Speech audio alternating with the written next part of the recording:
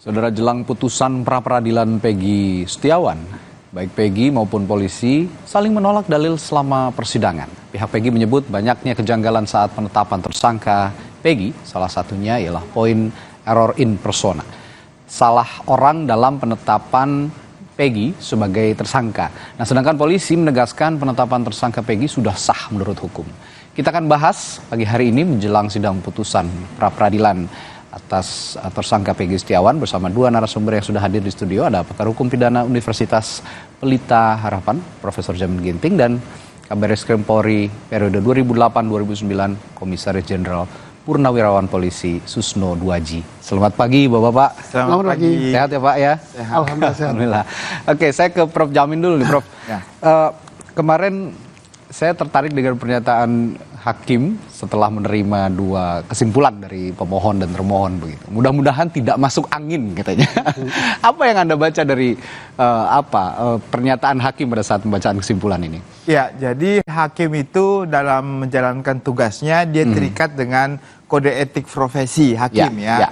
Kode etik profesi hakim itu menyatakan hakim harus independen dalam memutuskan suatu persoalan hukum yang dia periksa, harus objektif. Ya, objektif artinya sesuai dengan fakta-fakta yang ada di persidangan. Tidak boleh terpengaruh dalam tiga hal. Pertama adalah tidak boleh dipengaruhi karena uang, ya gitu. Dia ada sogok menyogok, suap menyuap, nggak boleh. Yang kedua, tidak boleh terpengaruh oleh adanya kekuasaan. Intervensi dari contohnya dari instansi tertentu ya, contohnya seperti ini dari manapun nggak boleh.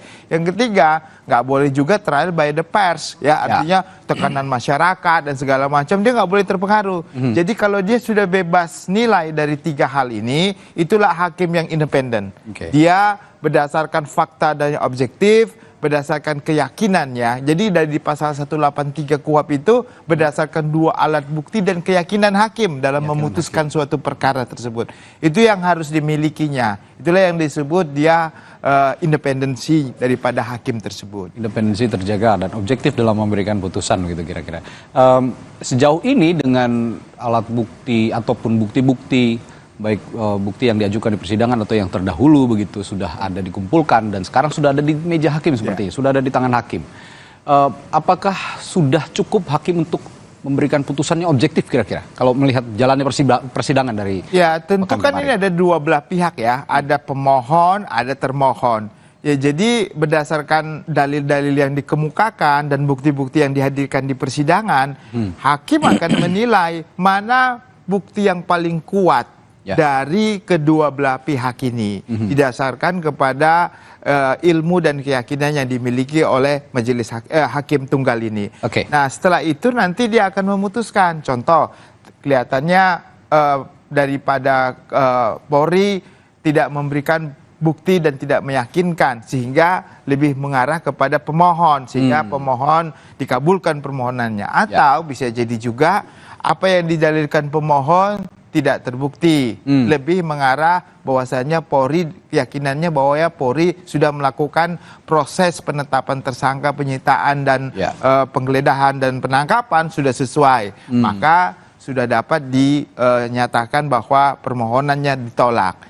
Ya, tapi tentu kalau saya amati, saya secara pribadi, saya melihat konteks pembuktiannya lebih mengarah bahwasannya apa yang disampaikan penyidik ini lebih lemah ya kalau menurut saya mohon maaf aja ini karena saya lihat secara objektif ini lebih lemah dibandingkan apa yang dinyatakan oleh para pemohon begitu.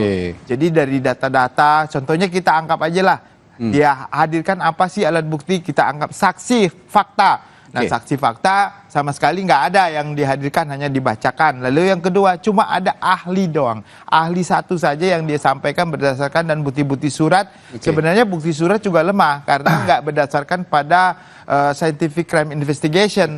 Karena semua itu didapat setelah kejadian yang jauh sekali ya didapat. Apakah itu terkait dengan kartu keluarga, apa rapor, ataukah terkait dengan adanya biometrik, saya kira itu tidak begitu kuat ya. Tapi kita nggak prejudice terhadap majelis ya, hakim tunggal ini. Saya kira hakim tunggal harus lebih objektif dalam memutuskan hari ini. Saya ke Pak Susno. Pak Susno sebagai orang yang pernah memimpin para penyidik seluruh di Indonesia, penyidik Polri, Pak Susno. Tadi kata Prof. Jamin, alat bukti penyidik ini dalam hal ini menurut opini atau pendapatnya Pak Jamin lemah begitu. Anda bagaimana melihat lemahnya alat bukti dalam kasus ini? Jadi begini, saya sangat cinta kepada Polri ya, yang membesarkan saya selama 36 tahun gitu. Ya. Dan sebagian besar dari 36 tahun hidup saya di Polri, berkarir itu adalah di reserse, di penyidik. Ya. Saya tidak akan mencampuri terlalu jauh, tapi apa yang terangkat ke permukaan yang tidak terbantahkan. Alat buktinya. Ya. Alat bukti yang diajukan saya sangat menyesal sekali gitu. Ya. Kok apa karena saking yakinnya gitu si adik-adik saya ini. Yang diajukan alat bukti itu hanya satu. Yaitu keterangan ahli. Ya. Didukung oleh barang bukti yang lain. Oke. Terus contohnya apa barang buktinya? KTP lah, kartu KK lah, raport lah, dan lain-lain. Kemudian ada lagi katanya alat bukti yang lain berupa surat dan berupa keterangan ahli. Ya. Persoalannya adalah satu, dalam pra-peradilan itu untuk menentukan sah tidaknya penangkapan, sah tidaknya penahanan, terkait dengan sekarang sah tidaknya penyitaan, Ya. dan sah tidaknya menentukan sebagai tersangka, itu tambahannya. Tersangka. Itu harus minimal 2 alat bukti. Oke. Alat bukti tadi ada lagi syaratnya. Apa? Saling bersesuaian. Kemudian syarat kedua harus didapatkan secara sah. Ya. Yang ketiga ini harus cukup. Nah sekarang apakah didapat secara sah? Oke lah, keterangan ahli didapatkan secara sah Ya. karena diberikan di bawah sumpah di depan pengadilan. Ya. Oke, sah ya. Kalau keterangan saksi nggak ada, Polda nggak ngajukan saksi. Betul. Sama sekali nggak ngajukan saksi. Oh, saksi yang dibacakan, itu kan dalam rangka reflik duplik dan saksi tidak dihadirkan di depan sidang dan tidak disumpah, berarti zero. Saya yakin bahwa hakim tidak akan mencantumkan keterangan saksi. Kalau hakim mencantumkan keterangan saksi, ini saksi awang-awang dia ya. Oke lah. Keterangan ahli sah. Kemudian persoalannya, keterangan ahli ini saling bersesuaian nggak dengan alat bukti lain? Ya. Katanya dengan visum. Aku yakin visum itu tidak menentukan bahwa tersangkanya adalah Peggy. Visum hanya ngomong bahwa orang ini mati karena tidak wajar, mati karena paru-parunya kena air, atau mati karena benda tajam, hanya gitu. Ya, ya, ya. Terus apa lagi? Dikatakan, oh surat bisa berharga karena sudah mempunyai kekuatan hukum tetap, yaitu putusan pengadilan. Putusan pengadilan itu tidak jelas untuk Peggy yang mana, hanya disebutkan Peggy Alias Perong begitu. alias Perong. Lah, itu yang dipersoalkan. Oke. Kalau hanya Peggy yang ditangkap sekarang, saya setuju. 2000% bila perlu. Dia adalah Peggy Setiawan. Betul. Masa nggak percaya sama ibunya? Masa sama bapaknya nggak percaya? Persoalannya, apakah Peggy ini adalah Peggy yang dalam DPO? Ya. Nah, untuk mengujinya, saya ribuan kali membuat DPO itu. DPO itu dibuat manakala Ini menarik nih. dipanggil tidak datang. Ya. Setelah itu datangi ke rumahnya tidak ada. Tidak ada. Baru dibuat DPO. Format DPO itu udah baku. Ya. Dari atas tuh nama, alias, tempat tanggal lahir, pekerjaan, ya. Terus nama orang tua. Terus apalagi ciri-ciri khusus gitu. Kemudian sidik jari dan foto. Kenapa kita harus ribut di pra-peradilan? Polri keluarkan aja DPO-nya. Nah ini DPO-nya. Nama Peggy alias Perong. Yang di sini Peggy Setiawan.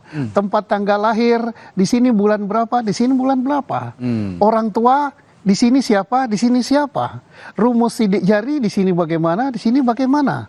Ya. Terus apalagi fotonya, pekerjaannya. Ya kalau ini lain semuanya ngapain kita heboh Ya, ya. meributkan perang. Iya, iya. Ini kalau bicara soal DPO berarti Peggy alias Perong yang ditetapkan sejak awal oleh polisi itu pada saat itu 8 tahun lalu. Itu tidak diungkap, tidak dipublish begitu. Bagaimana ciri-cirinya, lahir di mana, alamatnya di mana.